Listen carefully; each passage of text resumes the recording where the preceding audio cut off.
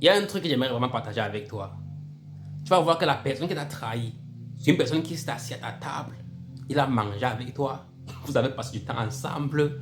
Vous vous êtes amusés. Vous avez fait des choses vraiment très beaux et très bien. Tu l'as aidé. À un niveau même lui-même, il a ouvert sa propre bouche. Il t'a dit, non, tu es plus que le sang pour moi. Tu es plus que ceci pour moi. Sans toi, il ne sait même pas ce que ma vie serait aujourd'hui. Et tu trouves la force comment d'aller mal parler de la personne. Tu trouves la force ou après quelques mois, mais quelques semaines pour commencer à te moquer de la personne, à le juger, à le critiquer, à le trahir, à monter tout le monde contre lui. La même personne que Dieu a envoyée dans ta vie pour te bénir, au lieu que tu te laisses éduquer par la personne, tu commences à rivaliser contre la personne. Tu commences à détester la personne. Tu commences à envier la place de la personne. C'est la réalité, hein? C'est la réalité. Dieu a envoyé une personne pour t'aider et ta bénédiction devient ta malédiction. Et maintenant, quand Dieu retire la personne, qu'est-ce que tu vas faire? Parce qu'un truc, c'est ma prière, c'est que quel qu'en soit celui que Dieu a envoyé dans ta vie, que tu ne te retrouves jamais en train de compétir avec lui.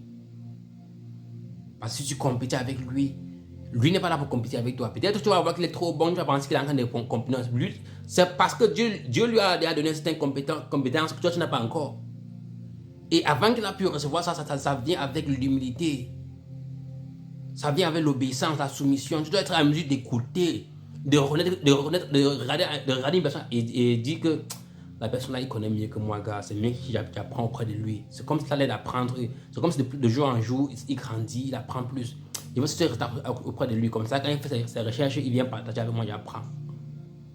Mais au lieu, tu veux montrer. Et après, quand Dieu passe son jugement, même la personne que Dieu a envoyée ne peut même plus t'aider parce que Dieu maintenant ne veut plus qu'il t'aide. Tu as démontré parfaitement que non, tu ne veux pas d'aide. Alors tu vas devoir aller chercher ton aide ailleurs.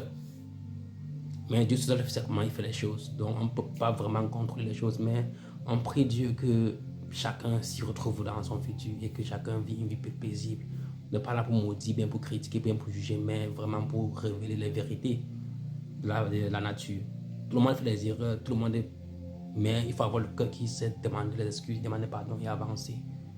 Le pardon, c'est la seule façon de briser la chaîne de l'ennemi. Parce que parfois, on se comporte même mal, on trahit notre ami comme ça, et on se laisse utiliser par le malin sans s'en rendre compte. Mais il faut être fort mentalement pour reconnaître ses erreurs et revenir en arrière.